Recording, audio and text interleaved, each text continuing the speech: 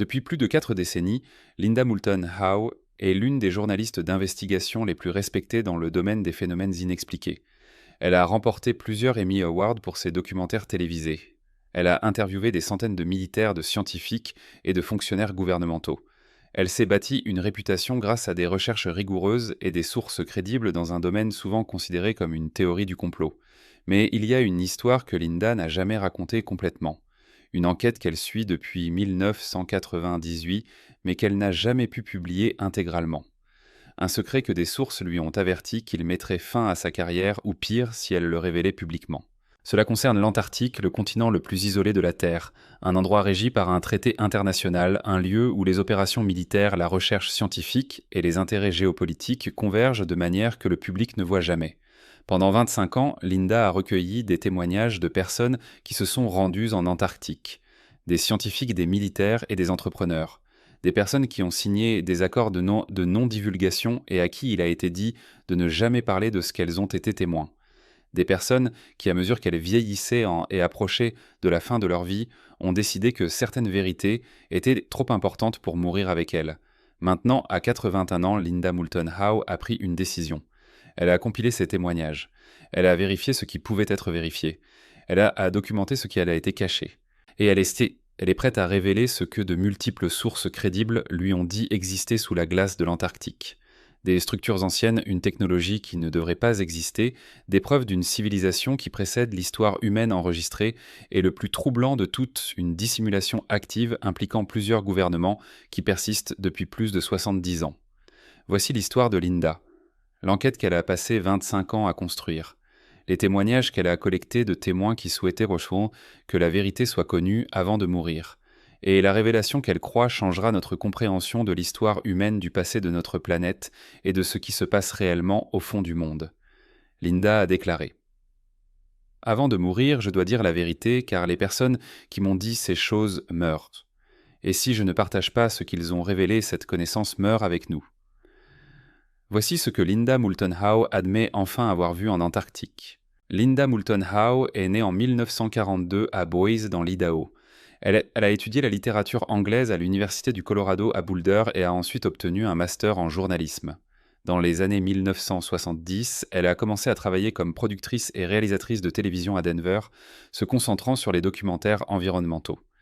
Sa carrière a pris un tournant inattendu en 1979 lorsqu'elle a commencé à enquêter sur des mutilations de bétail, un phénomène dans lequel du bétail était retrouvé mort avec des blessures chirurgicales précises des organes enlevés et aucune preuve de prédateur ou d'explication conventionnelle. Son documentaire A Strange Harvest a remporté un Emmy Award régional et a établi sa réputation pour enquêter sur des phénomènes inexpliqués avec rigueur. Ce n'était pas du sensationnalisme de tabloïd. Linda abordait ces sujets avec les mêmes normes qu'elle appliquerait à tout journalisme d'investigation, y compris des sources crédibles multiples, des preuves documentées et une analyse d'experts.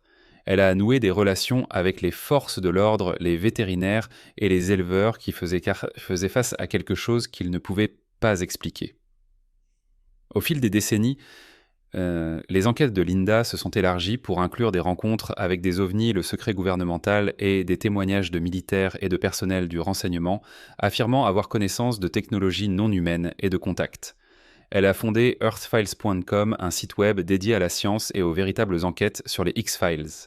Elle a écrit des livres, donné des conférences et construit un réseau de sources à travers les secteurs militaires, scientifiques et gouvernemental. Les critiques l'ont rejetée comme une théoricienne du complot. Mais le travail de Linda était différent de celui des chercheurs d'OVNI typiques.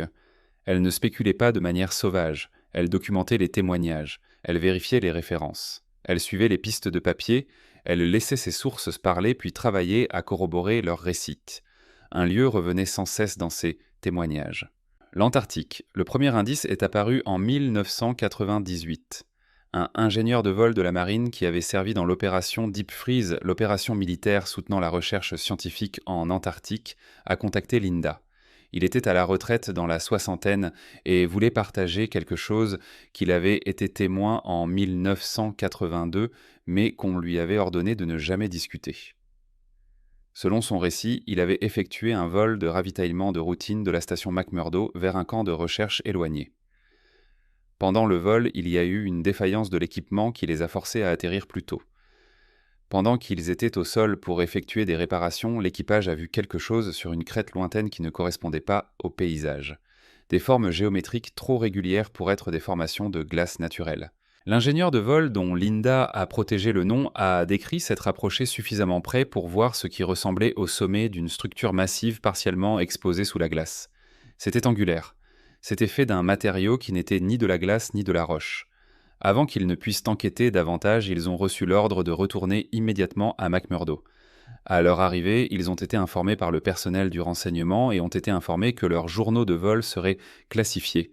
Ils ont signé des accords de non-divulgation supplémentaires, et ils n'en ont jamais parlé jusqu'à ce que l'ingénieur, sachant qu'il était en train de mourir, contacte Linda.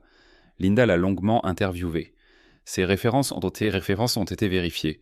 Son dossier de service était réel et son récit était suffisamment spécifique, y compris des coordonnées, des dates et des noms d'autres membres d'équipage pour qu'elle croie qu'il disait la vérité. Mais un témoin ne suffisait pas. Linda a classé ce témoignage et a poursuivi ses autres enquêtes. Puis d'autres témoins ont commencé à se manifester. Au cours des 20 années suivantes, Linda Moulton Howe a recueilli des témoignages de plus d'une douzaine d'individus ayant une expérience directe en Antarctique. Tous n'ont pas vu les mêmes choses, mais leurs récits formaient un schéma cohérent qui suggérait que quelque chose d'extraordinaire se passait sur le continent. Un géophysicien qui avait travaillé sur des études radar pénétrant la glace a décrit avoir trouvé des cavités sous la glace qui étaient trop régulières, trop grandes et trop profondes pour être des grottes naturelles. Lorsqu'il a signalé ces découvertes, les données ont été classées et son équipe a été réaffectée. Un Navy Seabee membre du bataillon de construction a décrit avoir travaillé sur un projet d'excavation classifié dans une zone à des kilomètres de toute station de recherche officielle. Il perçait dans la glace, mais le projet ne concernait pas des carottes de glace. Il accédait à quelque chose sous la glace. Il a vu des structures métalliques exposées au fond de la fosse, des structures qu'il a décrites comme ayant l'air fabriquées, pas géologiques. Un scientifique de la base Esperanza, en Argentine, a rapporté que des équipes de recherche trouvaient parfois des artefacts enfouis dans la glace datant de plus de 12 000 ans. Ces artefacts ont été immédiatement confisqués par le personnel militaire et n'ont jamais été mentionnés dans aucun rapport scientifique.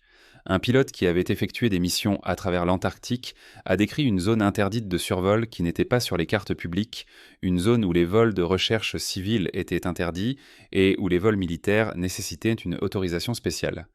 Lorsqu'il a posé des questions à ce sujet, on lui a dit qu'il s'agissait d'une zone de recherche sensible et de ne pas poser de questions. Chaque témoin est venu indépendamment. Chacun avait des références vérifiables. Chacun a décrit des éléments d'un tableau plus large qu'il ne pouvait pas voir individuellement, mais Linda, en recueillant tous leurs témoignages, a commencé à les assembler. Quelque chose était enfoui sous la glace antarctique, quelque chose de vieux, quelque chose de structuré, quelque chose que plusieurs gouvernements savaient et avaient enquêté discrètement pendant des décennies. Le tournant dans l'enquête de Linda est survenu en 2016 lorsqu'elle a été contactée par quelqu'un qu'elle décrit comme la source la plus crédible qu'elle ait jamais interviewée, un ancien officier du NORAD qui avait fait partie d'une opération antarctique classifiée au début des années 2000. Cette source, dont l'identité a été protégée par Linda plus soigneusement que tout autre, a fourni des détails qui reliaient tous les témoignages précédents en une narration cohérente selon son récit et basée sur ce qu'il avait été informé et ce qu'il avait personnellement observé. Sous la calotte glaciaire de l'Antarctique occidentale à une profondeur d'environ 2 miles, se trouvent plusieurs structures d'origine artificielle. Ces structures ne sont pas récentes. Elles précèdent la dernière ère glaciaire, ce qui signifie qu'elles ont été construites lorsque l'Antarctique n'était pas couvert de glace il y a plus de 12 000 ans. Les structures ont été détectées pour la première fois dans les années 1940 grâce à des études sismiques menées par la marine des États-Unis lors de l'opération High Jump, une vaste expédition antarctique dirigée par l'amiral Richard Byrd de 1946 à 1947, qui était officiellement destinée à établir des bases de recherche, mais incluait des composants classifiés qui n'ont jamais été entièrement divulgués. Depuis lors, plusieurs nations, principalement les États-Unis, la Russie et plus récemment la Chine, ont mené des opérations archéologiques et de récupération technologique secrètes sur divers sites à travers l'Antarctique. Ces opérations sont distinctes de la recherche scientifique publique effectuée sous le traité antarctique. Les structures comprennent ce qui semble être une ville. Pas un petit avant-poste, mais un vaste complexe urbain avec des bâtiments, des infrastructures et une technologie qui suggèrent une civilisation hautement avancée. Certaines structures sont accessibles par des grottes de glace naturelles ou des zones où la glace en mouvement a créé des ouvertures. D'autres sont accessibles par des opérations de forage déguisées en recherche scientifique. Le plus troublant, c'est que certaines des technologies trouvées dans ces structures sont encore fonctionnelles. Tout n'est pas compris, mais certains dispositifs ont été récupérés et sont étudiés dans des installations classifiées aux États-Unis et dans d'autres pays. La source a dit à Linda que la raison du secret est multicouche, y compris les implications géopolitiques de la revendication de découvertes sur le territoire antarctique, le défi aux chronologies historiques conventionnelles, et surtout la nature de la technologie trouvée, une technologie qui suggère des capacités au-delà des réalisations humaines actuelles. Linda était stupéfaite. Mais elle est journaliste. Elle avait besoin de corroboration. Elle a demandé des preuves. La source a fourni des coordonnées de plusieurs sites des documents internes avec de lourdes caviardages qui montraient néanmoins des projets classifiés aux emplacements qu'il a mentionnés et les noms d'autres personnes qui avaient été impliquées dans ces opérations, des personnes que Linda pouvait tenter de contacter pour corroboration. Pendant plusieurs années, Linda a discrètement poursuivi ses pistes.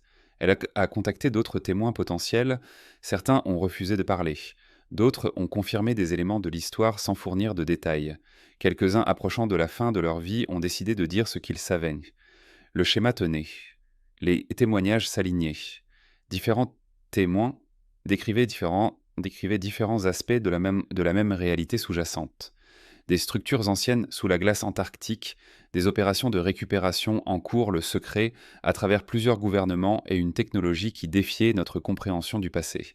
L'un des témoins supplémentaires les plus convaincants était un entrepreneur qui avait travaillé sur une opération de forage en 2003. Il a décrit être descendu dans un puits de glace qui avait été foré pour accéder à ce qu'on lui avait dit était une anomalie géologique. Au fond, à plus d'1 mille sous la surface, ils sont entrés dans une cavité qui n'était pas naturelle. Les murs étaient lisses, presque métalliques. Il y avait des symboles ou des écritures que personne dans l'équipe ne reconnaissait. Et il y avait une porte, une véritable entrée construite vers quelque chose de plus profond. L'équipe de l'entrepreneur n'était pas autorisée à aller plus loin. Cela nécessitait un niveau de sécurité différent. Mais il a vu des scientifiques et des militaires en équipement spécialisé se préparer à entrer. Il a été renvoyé à la surface, a reçu un bonus substantiel et a dû signer un accord de non-divulgation menaçant de poursuites pénales en cas de divulgation.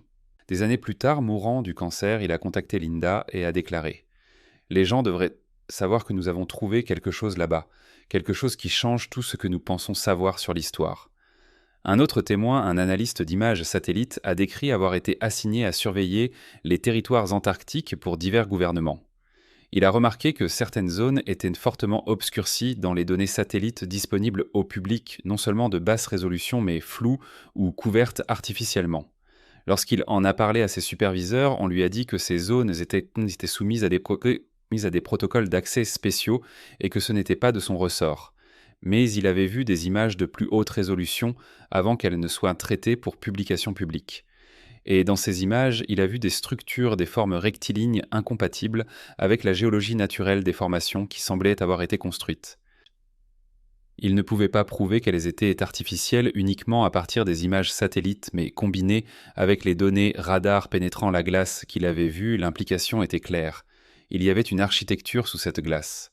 En 2020, Linda avait recueilli plus de 15 témoignages crédibles. Elle avait des coordonnées. Elle avait des dates. Elle avait des noms et des affiliations organisationnelles qu'elle pouvait vérifier. Le schéma était indéniable. Mais elle faisait face à un dilemme.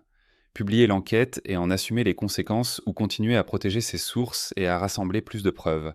Elle a choisi de continuer à rassembler des preuves.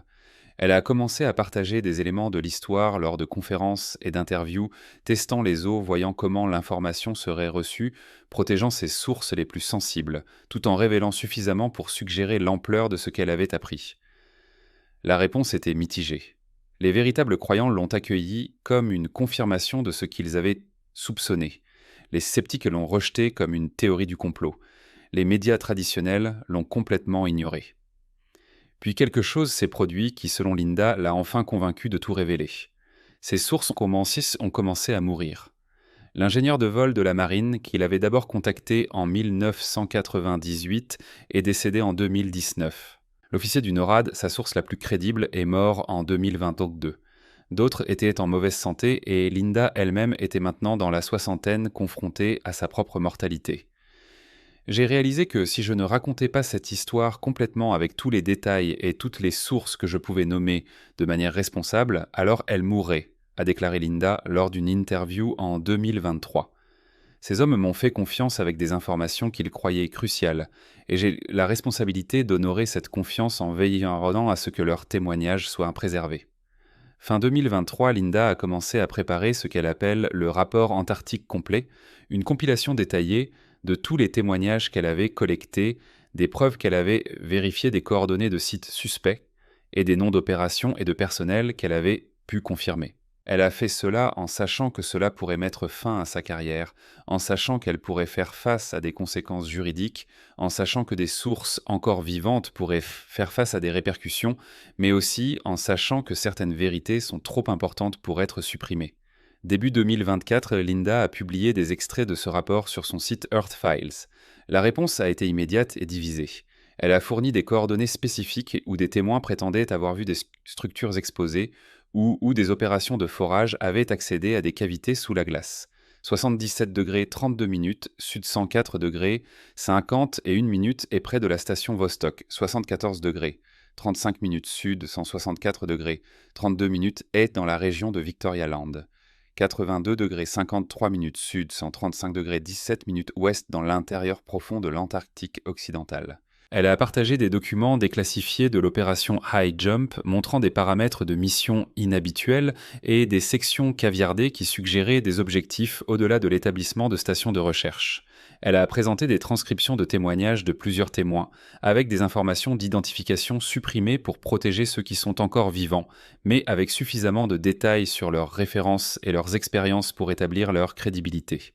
Elle a compilé des images satellites montrant les zones où les analystes ont signalé une obscuration artificielle, des zones où la qualité des données publiques est inexplicablement inférieure à celle des régions environnantes. Et elle a lancé un appel direct. D'autres pays ont des satellites. Des chercheurs indépendants ont accès aux données radars pénétrant la glace. Des pilotes survolent l'Antarctique. Des scientifiques y travaillent. Si ce que ces témoins me disent était vrai, alors les preuves sont là pour que d'autres les trouvent. Je fournis suffisamment d'informations pour que ceux qui ont des ressources et un accès puissent enquêter de manière indépendante. La réaction des autorités a été un silence conspicueux. Pas de démenti, pas de confirmation, pas de poursuite ou d'accusation. Juste du silence. Linda interprète ce silence comme significatif. Elle dit que si elle inventait tout cela, si ces témoignages étaient fabriqués, les autorités le diraient. Elle la discréditerait, elle l'attaquerait en diffamation ou l'accuserait de propager de la désinformation, mais elles ne le font pas. Elles ne disent rien. Aborder la question exigerait qu'elle confirme soit ce qu'elle révèle, soit explique en pourquoi tant de militaires et de scientifiques crédibles mentent, et elles ne veulent pas faire l'un ou l'autre. Certains chercheurs ont commencé à tenter de vérifier les affirmations de Linda. Des analystes d'images satellites amateurs ont commencé à examiner les coordonnées qu'elle a fournies à la recherche d'anomalies. Certains prétendaient avoir trouvé des formations inhabituelles. D'autres n'ont rien vu de définitif.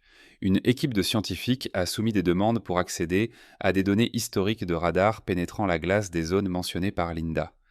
La plupart des demandes ont été refusées pour des raisons de classification de sécurité nationale ou de protection de la recherche propriétaire.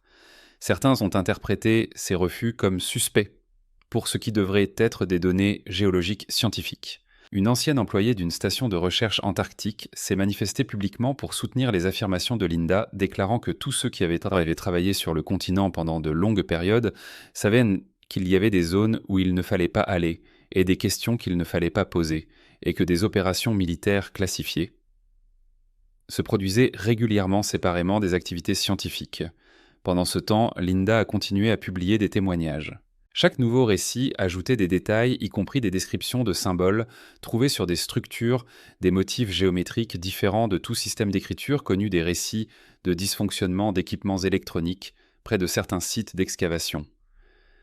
Suggérant une interférence électromagnétique provenant de sources inconnues et plus controversées encore des affirmations selon lesquelles certains artefacts récupérés avaient été étudiés et rétroconçus dans des installations aux États-Unis.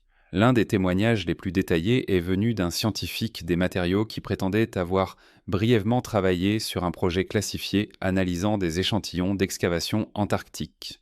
Selon son récit, les matériaux étaient métalliques, mais avec des propriétés qui ne correspondaient à aucun alliage connu, y compris une résistance à la corrosion des rapports de force à poids inhabituels et des caractéristiques suggérant des processus de fabrication inaccessibles avec la technologie connue.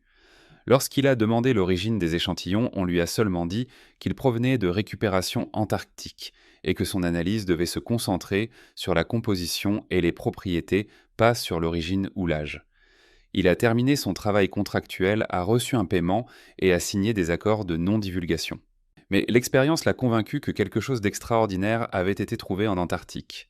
Un autre témoin, un coordinateur logistique qui avait travaillé pour le programme antarctique de la National Science Foundation, a décrit des manifestes pour des expéditions d'équipements qui ne correspondaient à aucun programme de recherche scientifique connu, y compris de l'équipement d'excavation industrielle, des outils de forage spécialisés et des conteneurs de transport scellés accompagnés d'escortes militaires. Lorsqu'elle s'est renseignée sur ces expéditions, on lui a dit qu'il s'agissait de projets du département de la Défense et qu'ils n'étaient pas sous la supervision de la National Science Foundation. Linda a résumé plusieurs témoins indépendants sans lien entre eux décrivant des composants de la même réalité. Des structures sous la glace, une technologie qui ne devrait pas exister, des opérations classifiées en cours, une prise de conscience et une coopération multigouvernementale. Ce n'est pas une seule personne qui fait des affirmations extravagantes. C'est un schéma de preuves provenant de sources crédibles qui exige une enquête sérieuse. Les implications de l'enquête de Linda, si elles sont vraies, sont stupéfiantes. Elles remettent en question des suppositions fondamentales sur l'histoire humaine, le développement technologique et notre compréhension de la chronologie des civilisations. Si des structures anciennes existent sous la glace antarctique, des structures construites lorsque le continent n'était pas gelé, alors il y avait une civilisation suffisamment avancée pour construire des villes il y a plus de 12 000 ans. Cela précède la civilisation sumérienne, les pyramides égyptiennes et toutes les autres cultures anciennes connues de plusieurs milliers d'années. Si cette civilisation possédait une technologie que nous ne comprenons toujours pas complètement, cela suggère que le progrès humain n'est pas linéaire, que nous ne sommes pas la première civilisation avancée sur cette planète. Cette connaissance a été perdue, et peut-être est-elle en train d'être lentement récupérée. Si plusieurs gouvernements en ont eu connaissance depuis 70 ans et l'ont gardée secrète, cela soulève des questions sur ce qui d'autre est caché. Pourquoi ce secret ? Quelles sont les implications géopolitiques qui contrôlent la technologie récupérée ? Que font-ils avec ? Et peut-être le plus troublant si cette civilisation était suffisamment avancée pour construire ce que les témoins décrivent, que leur est-il arrivé ? Pourquoi ont-ils disparu ? Était-ce le changement climatique, la fin de la dernière ère glaciaire ? Était-ce autre chose ? Et pourrait-il arriver à nouveau que ce qui a causé leur effondrement se reproduise ? Linda ne prétend pas avoir toutes les réponses. Elle fait attention à distinguer entre ce que les témoins lui ont dit, ce qu'elle a pu vérifier, et ce qui reste spéculation.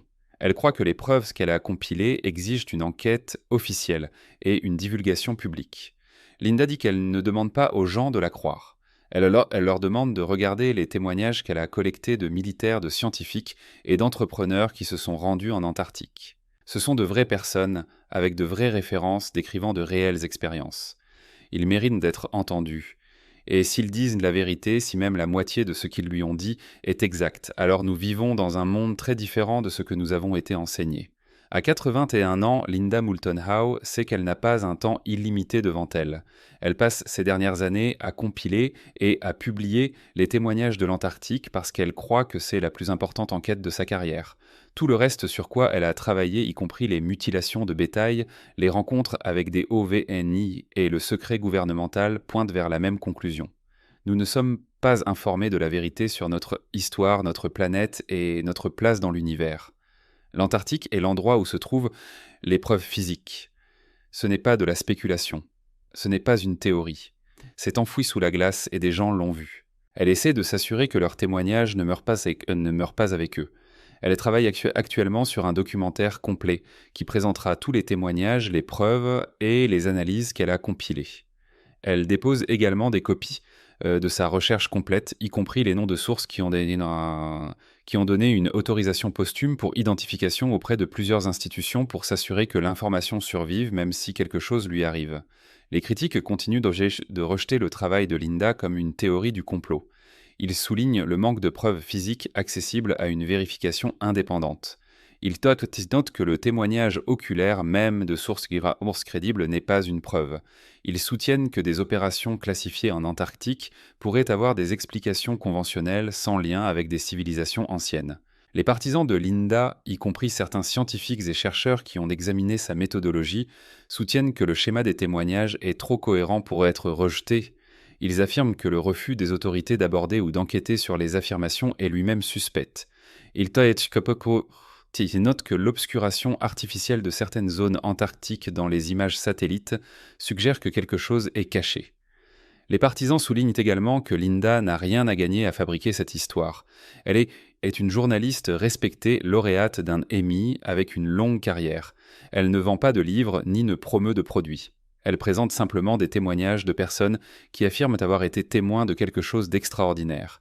La vérité sur l'Antarctique reste contestée. Ce qui est indéniable, c'est que Linda Moulton Howe a passé 25 ans à recueillir des témoignages de témoins crédibles qui décrivent des découvertes sous la glace qui remettent en question l'histoire conventionnelle. Que ces témoignages représentent la réalité, une mauvaise interprétation, ou quelque chose entre les deux, sera finalement déterminé par la survenance d'une divulgation officielle ou par la capacité de recherche indépendante à vérifier les affirmations. Mais Linda a fait ce qu'elle s'était fixé comme objectif. Elle a préservé les témoignages de personnes qui croyaient tenter avoir vu quelque chose d'important. Ce sont des témoins qui, à l'approche de la mort, ont décidé que la vérité était plus importante que le secret. Ils lui ont fait confiance pour raconter leurs histoires. Linda a déclaré « Avant de mourir, je dois dire la vérité. Pas ma vérité. Leur vérité. La vérité des militaires et des scientifiques qui sont allés en Antarctique et ont vu des choses qui ne sont pas censées exister. Des choses qui prouvent que nous ne connaissons pas notre propre histoire. Des choses que les gouvernements ont décidé que nous n'étions pas prêts à connaître. Mais ces témoins ont décidé que nous étions prêts. Ils ont décidé que garder ce secret jusqu'à ce que tous ceux qui savent soient morts est mal. Alors ils lui ont dit. Et maintenant je vous le dis. Il y a des structures sous la glace antarctique, des structures anciennes, des structures avancées. Plusieurs gouvernements en ont connaissance et ont mené des opérations de récupération classifiées pendant des décennies. Les témoins que j'ai interviewés ne sont pas fous. Ils ne mentent pas. Ils essaient de partager l'une des découvertes les plus importantes de l'histoire humaine avant qu'il ne soit trop tard. Que vous le croyez ou non, au moins maintenant c'est documenté. Au moins maintenant leurs témoignages sont préservés. Au moins maintenant, lorsque la divulgation officielle se produira finalement, et je crois qu'elle se produira, les gens sauront qu'il y avait des voix essayant de dire la vérité depuis le début. Linda Moulton Howe a tenu sa promesse envers les témoins qui lui ont fait confiance. Elle a raconté leurs histoires. Elle a compilé les preuves. Elle a tout mis sur le record. Quelque part, sous la glace de l'Antarctique, si ces témoignages sont exacts, se trouvent des structures qui pourraient réécrire l'histoire humaine, des artefacts qui pourraient prouver que la civilisation est plus ancienne que ce que nous avons été enseignés, une technologie qui pourrait démontrer que nous ne sommes pas la première culture avancée sur cette planète. Et dans des bureaux à Washington, Moscou, Pékin et ailleurs, si les sources de Linda disent la vérité, les responsables le savent. Ils en ont connaissance depuis des décennies. Ils l'étudient discrètement, la récupèrent, essayant de la comprendre tout en disant au public que l'Antarctique n'est qu'un désert gelé avec des pingouins et des stations de recherche. Les témoins qui ont contacté Linda sont pour la plupart partis maintenant. Ils ont emporté leurs connaissances de première main dans la tombe. Mais leurs témoignages demeurent, leurs récits sont documentés.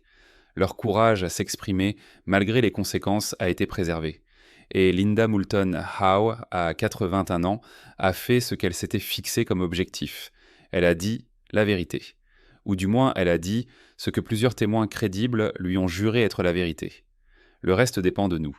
D'enquêter, d'exiger une divulgation, de questionner pourquoi certaines zones de l'Antarctique restent interdites, de demander pourquoi les images satellites sont obscurcies, de se demander ce qui se passe réellement au fond du monde. Avant de mourir, Linda Moulton Howe a dit la vérité. Reste à savoir si le monde est prêt à l'entendre. Mais la vérité est là, enfouie sous 2 miles de glace, attendant d'être officiellement reconnue, attendant de tout changer sur ce que nous pensons, savoir sur qui nous sommes et d'où nous venons. Et grâce à Linda et à ses sources, nous savons où regarder.